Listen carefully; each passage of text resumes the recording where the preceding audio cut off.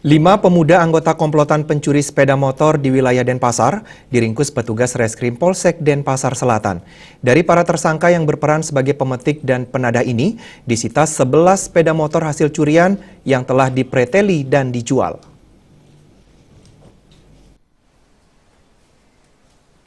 Komplotan curanmor yang dikenal dengan kelompok Colek CS ini terdiri dari tersangka RB alias Colek 23 tahun, warga Jalan Jeningan Sesetan, MF 17 tahun dan SB 37 tahun yang tinggal di Jalan Palapa, CB 31 tahun asal Jalan Bepas Murarai, dan KB 31 tahun asal Singaraja.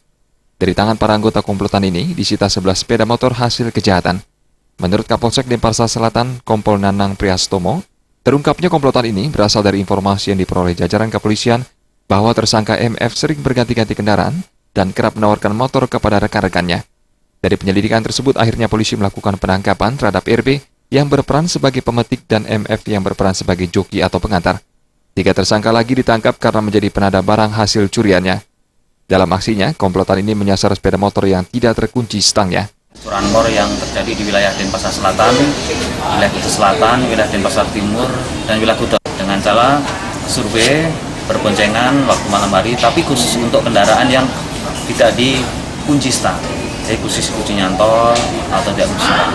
Dengan bekal keahliannya, jadi memotong kabelnya, setelah itu dikonekkan dengan kabel-kabel yang untuk otomatis kendaraan itu hidup langsung dibawa pergi. Aksi pencurian ini telah dilakukan sejak 6 bulan lalu dengan tersangka MF sebagai pemilik ide pencurian.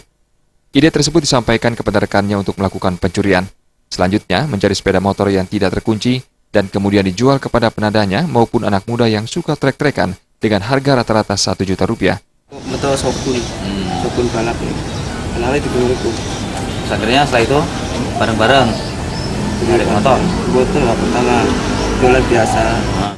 Kini pihak polisian masih memperdalam penyelidikan terhadap komplotan curanmor yang beraksi di wilayah Denpasar ini. Rai Swantara, Bali TV.